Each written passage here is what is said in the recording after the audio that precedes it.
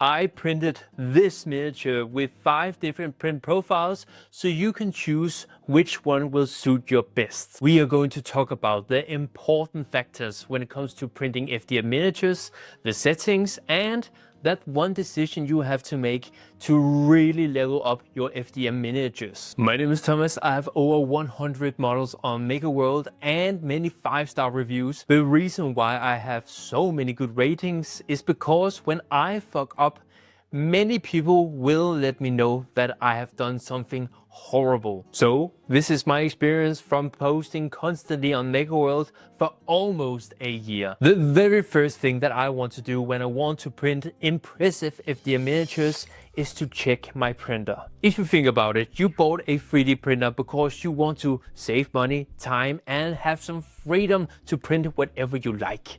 But if your printer goes bad, then this hobby just became extremely expensive. I don't do this check every time I print a new miniature. That is just a waste of time. But every time my printer says, please loop me, then I do it. So with these 4 simple things, you can just check if your printer is fine. And I use simple stuff.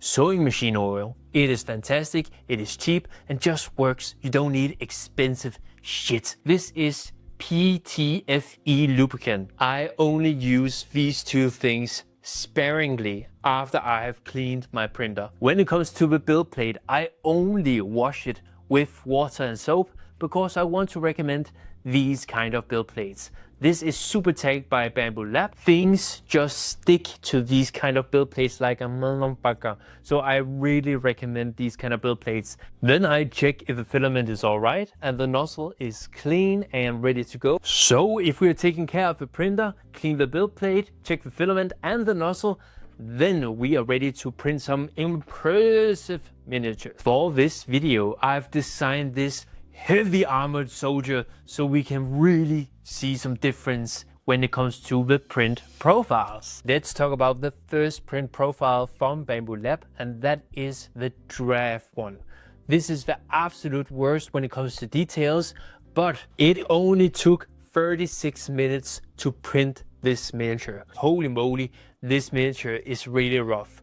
But this second one is quite impressive because this miniature was printed with the optimal setting from Bamboo Lab. This was a 0.4 nozzle, 16mm setting, and it only took 56 minutes to print. If you look at the top of the miniature, you can clearly see the layer lines, and if we compare it to the 28mm setting, then it is night and day. For only 20 minutes more, you get so much quality. But what if we take to the highest level that Bamboo Lab offer with a 0.4 nozzle? You are beautiful. Everything is just more smooth, everything has more detail, and I love it. But how long did it take to make this really impressive miniature?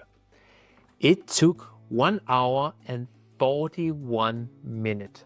I definitely think that the finest print is worth the time, because if we look at the shield has more detail, it is more refined, and the layer lines are clearly not as visible as the 16mm. Many content creators go out there and only think about quality and resin and FDM printing is bad. But what they are not talking about is the speed. Quality and details are really freaking important, but so is the experience. If this was just a complete nightmare to print, then I would never use my printer. But this was fun, this was easy, and only half an hour. You can print a whole army within 1 or 2 days. And if you just want it for the spectacle, not for Dungeons and Dragons, but for a spectacle to create a living city with a lot of guards, then it makes sense to use the 28mm. And so for the final 2 miniatures, these are my custom settings that I have tested and printed for almost a year now. And I would say that the quality from the 0.2 to the 0.4 is not that great. The details and the sharpness of the 0.2 nozzle is way better than the 0.4. However, Let me tell you how much it took to print these two. For the 0.4, it took 1 hour and 47 minutes.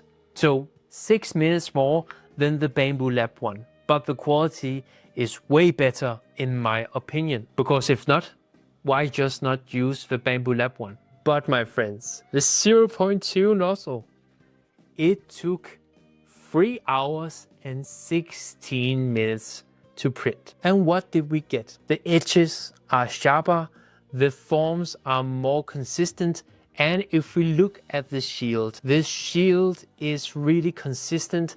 There are no layer lines and everything just looks smooth as hell. The reason why I don't recommend buying the 0.2 nozzle is because the quality is better, but not that much better. And it is almost double the print time. So if you got the time and if you are only printing small things, then the 0.2 nozzle makes sense. But if you see a miniature that has a 0.2 nozzle print profile, just take your 0.4 nozzle, bump it up to the highest quality that you can get in your sizer, and just print that. And that leads to my final point, the secret sauce to get impressive FDM miniatures. And that is just to pick the right designers. If the model is shit, then everything will be shit. And there are so many AI models out there that are not the greatest. I'm not saying that my miniatures are the best and you should print those and blah, blah, blah, blah. I'm not saying that. I'm just saying that just because you see a nice render of a 3D print, it does not mean that you will print it in the same quality as a computer render picture. But don't ever buy a print profile. There is no tips, there is no hacks. When the printers get better, then the miniatures will get better.